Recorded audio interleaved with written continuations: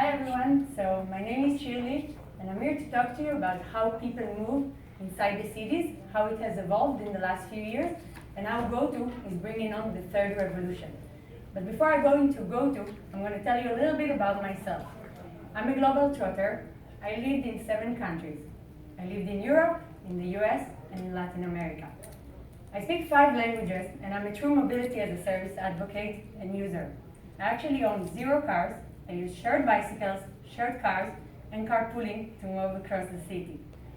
So, a little bit more about me. Before joining GoTo, I was working for BlaBlaCar. BlaBlaCar is the largest carpooling network in the world. It's actually a French unicorn, and I launched the Brazilian market for them, which is the 2nd fastest growing market. I also monetize some cities in Europe, and prior to that, I was working for a taxi hailing app in Argentina, which I started. So, let me go talk to you about the world. We all know that urbanization is happening. By 2050, 75% of people are going to be living in cities. But still today, most people prefer to choose a car. 8 out of 10 Americans drive to work, and they actually do that alone. And that creates problems. Cars create lots of problems. They make you lose time in traffic, right? Instead of seeing your kids or going for a beer with your friends. They create a lot of pollution for the cities. And if you think about the pace that you move inside a city like Manhattan, you only move 6.5 miles an hour by car. It's only twice as much as walking, and walking is actually a healthier lifestyle. So what happens when you have problems? Great entrepreneurs come up with solutions. And there are many entrepreneurs that came with solutions, and part of them were Zipcar, Uber, and Lyft that started about 10 years ago. It was a real revolution. They actually took the car from the street and put it on your phone. And now you can book a car on demand. It changed the way people travel. It changed the way I travel inside the city. And this was Mobility Revolution 1.0. But what happened? Do we think problems went away? Actually not. They actually intensified. So now people spend more hours in traffic, there is more pollution, and actually the pace by which you move inside a city like New York became even slower. More and more taxis and Ubers are flooding the streets of New York. Today you have about 90,000 Uber and Lyft drivers moving around the city, and half of the time they're actually empty. And today it takes us more time to move inside the city. So what happens when you have problems? Again, great entrepreneurs think about solutions.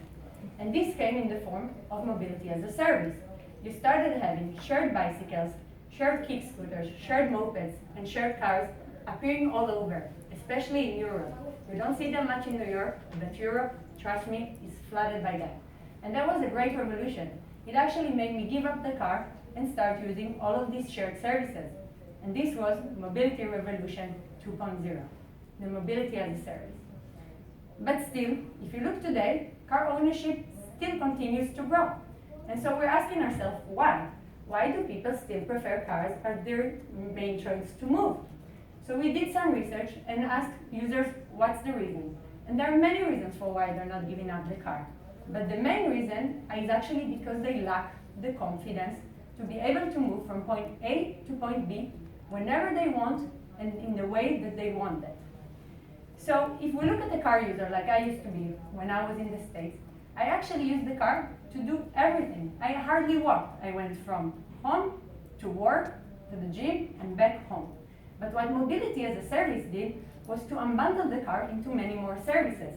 Today, it promotes a healthier living. People walk more, people can do bicycle and move inside the city, or can do kick scooter or moped and move faster. They can rent short distance car sharing just for their needs in the city, or longer distance car sharing, or even rent cars from peers to go on vacation. So it really brought on a great revolution. However, what happened with this is that in order for me to not only have the confidence to move from point A to point B, I also want to have the convenience to do so. And today, in order to do that, I need to use 19 different apps. This is actually how my phone looks like, and it's a real pain. You're laughing because I guess your phone looks the same. It's a real pain to manage all of these different services, to sign up for them, to have your credit card, your billing, different packages, keep track on bills. So what happened at the end is that mobility as a service created a mess. MaaS created a mess. And actually, we were part of this mess, because we started as a round-trip car-sharing service operator back in 2008, doing just that under one brand. Then we added one-way car-sharing services under another brand, and then bike-sharing services under a third brand.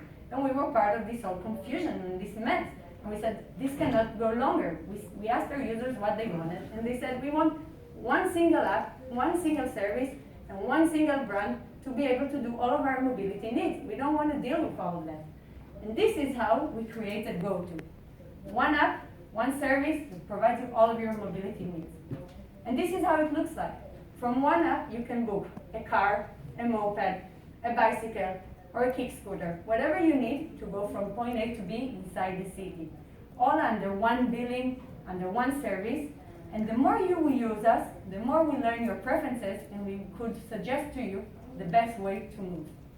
Now, what did we bring on? We brought on Mobility Revolution 3.0, the multimodal revolution, all in one service. And this is not a dream. This is actually already a reality.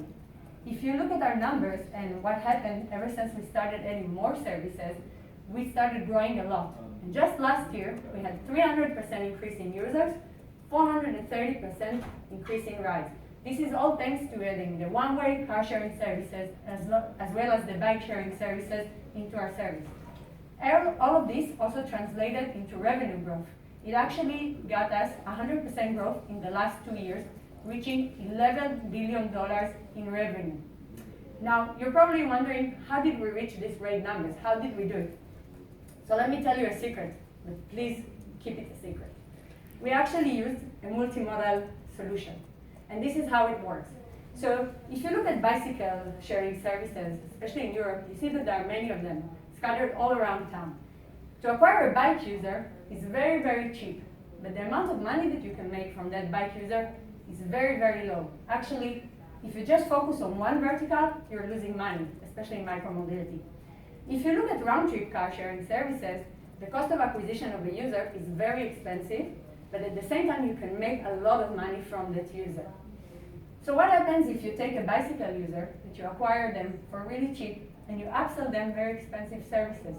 You can actually make a lot of money out of that user. And this is how we're making money. And in some cities where we operate, we're already profitable. So this is our unique business model. We know how to acquire customers for cheap, through micromobility, upsell them more expensive services, such as cars, and increase the revenue per user, and also keep them longer in the service, increase the lifetime value, because we provide them a solution for all of their mobility needs, regardless of wherever they are at their point of life. And this is what's unique about us. So if you think about the world and you say, oh, in Europe you have so many services, are there space for more players? Actually, yes. If you look at this, we're just at the beginning of the mobility as a service revolution. Today, about 3% of miles driven are done by shared miles. Most of the miles driven are still done by cars. And in 5 years from now, there's going to be a dramatic change. 50% of miles driven are going to be shared. So the market is yet to conquer. This presents a huge market opportunity. And if we look at the numbers, in 2025, the market will present $400 billion. That's 10 times what it is today. And if we look at the mobility as a service, the micromobility part, the market by 2030 will be $400 billion. So there's a huge opportunity there. Now, this is, again, it's not a dream, it's already a reality. What you see in cities in Europe that are really pushing away car ownerships from the city, you see that 250,000 of Parisians are using kick scooter sharing. 250,000 of Madridians are using car sharing services. In Tel Aviv, 100,000 people are using bike sharing services. And more people are starting to use all of these services. And so this is why we decided to expand into Europe, and we opened a branch there last year. And we're actually going to expand into more cities next year. And all of this we're going to do thanks to our great team of 160 mobility passionate professionals from the technology, from the marketing, and from the operations.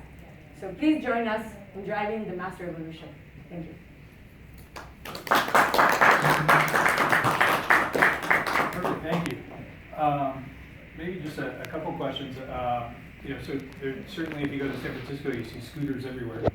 Can you just talk about ballpark numbers, like what you think customer acquisition costs are for micromobility, and then how the model works to upsell them? I know you said it was a secret, but any sense of perspective of sort of rough ranges that you're seeing? Sure. So what we see today, to acquire a bicycle user, it costs us less than $1, okay? It's very, very cheap. What you make from a ride, for example, in bicycle, you make about $1, so it's very little. But if you look at round-trip car sharing services, you can make only in one trip $50. So even if we take about 4% of the bike users that we acquire and we convert them to car sharing and to round-trip car sharing services, we can make a lot of money. And actually what we see today is that we don't have 4%, we actually have 20% crossover in Tel Aviv, where we operate between the bicycle sharing people, the round-trip car sharing people, and the one-way car sharing people. So really there is a lot of potential to be making a lot of money by acquiring them for very cheap and making a lot of money on the more expensive services. Got it. And then to justify the losses on the bicycle or the scooter, is there a certain sort of implied utilization rate for the business model? I just want to understand the business model in general. I've heard 7 times is what a scooter needs to be used, but then they only last like 6 or 8 weeks or something ridiculous. But yeah. are people in Tel Aviv nicer to their scooters than San Francisco? So 2 months is the lifetime value, 2 months. the life of the scooter. So you've heard correctly. Actually, when kick scooter companies start, what we've seen is that there's about 7 rides per kick scooter per day. In bicycle, in Israel, for example, you can see 3 rides per bicycle per day. And actually, the kick scooter does not have a long life. So after 2 months, it actually goes away. You can still make money if the kick scooters would last for 6 months. Let's say you can return your investment, you can be break even. But really what we use is with the kick scooter to acquire the customer for cheap. It's not as cheap as a bicycle user. I cannot give the numbers. But when we upsell them to car sharing services, then we make most of the money there. When you say it goes away, does it mean it physically goes away? Somebody steals it, or my 11-year-old son took it home and took because they're location tracked, right? So you should know where they are. But exactly. What just happens to the scooter after 2 months? So actually, a lot of scooters, what happens is that they fall on the street, okay? So they are less sturdy than bicycles, for example. And what you see some vandalism, but that's mostly in Paris, actually. Paris is a big city for vandalism of any sort. Tel Aviv is actually a great city. You don't see that much vandalism. But really, like, because the tool is being used so much, it's really, there is a real hype here. Okay. And a lot of them sometimes also fall, and because of the wind, because of people in the streets. I could ask questions all day, but is there any from the audience burning questions? Otherwise, I'd love to know, certainly you don't see scooters here, but you see a lot elsewhere, in California in particular. What do you need to do to work with city planners to sort of get the ball rolling? So we've got the city bike program here, got bikes in London, but I don't think they have scooters. But I guess how do you pitch this vision of having multiple elements as opposed to just one? Yeah.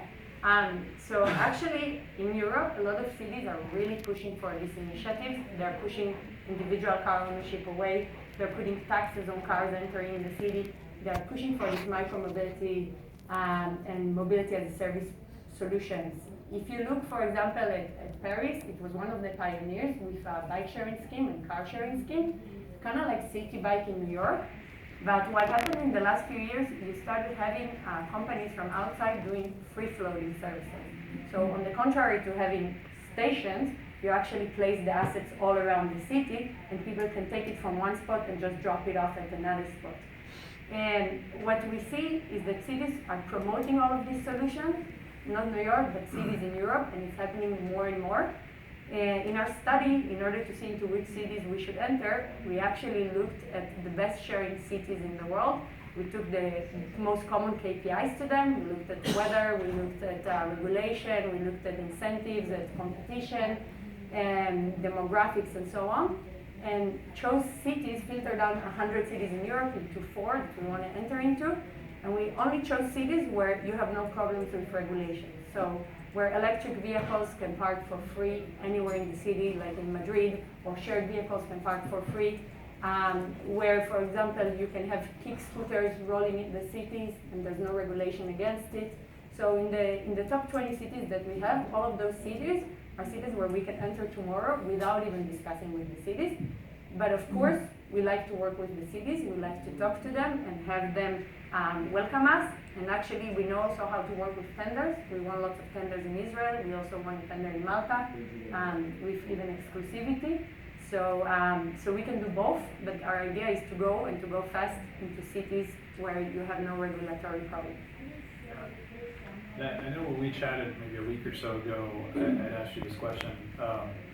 But is there a way to, so obviously controlling the user or the customer experience is key in one payment mechanism, but I've seen a lot of city council presentations around autonomous vehicle adoption and the potential impact to subways and buses that cities have already sunk a lot of money into. Is there a way that at some point in time, as ridership dies for public transport and people go to more mobility as a service, is there a eventual integration of the two, or will they just be completely separate for eternity? So I actually don't think public transportation should die. I think there should be more of it. I think public transportation is great. Mobility as a service works well in cities where you have great public transportation, Right. where people walk. It's one of the things we looked at as well, commuting patterns. In cities like, I used to live in Maryland, I needed a car to go anywhere, so I would never give up my car. But in cities like in Paris or in Tel Aviv or in Madrid, I don't need a car. I have the metro, I have the train, and I have shared bikes, shared cars, I have ride hailing, I have shared mopeds and so on. So I have all the alternatives to move inside the city. So for me, public transportation, walking, and all of these solutions, they go hand in hand, including autonomous vehicles, to just get individual cars outside of the city. And in terms of autonomous vehicles, I welcome this change because I think that obviously, it will be safer, it will be shared, it will be electrified. There's going to be lots of great things coming from it. And really, I think we are placed in a good position to be the leaders there as well, because once autonomous cars arrive, ride hailing and car sharing are actually going to be merging together, because you need to bring the demands of the users, you need to connect it with the car and plan the best route to go, and you also need to know how to manage the car and to know the electricity level and where it's at and what needs to be fixed, and I think we're very well placed for that. Right. I think actually the demands probably for autonomous vehicles will come from players such as Google and Apple and Amazon, who will be aggregating all the demands and bringing it to other companies that are basically managing those services. Okay. And your goal would be to manage some of those vehicles as part of the ecosystem? Yeah. Okay. Then what about, go ahead. Are you just being quote unquote, the app that manages all the services, or are you actually entering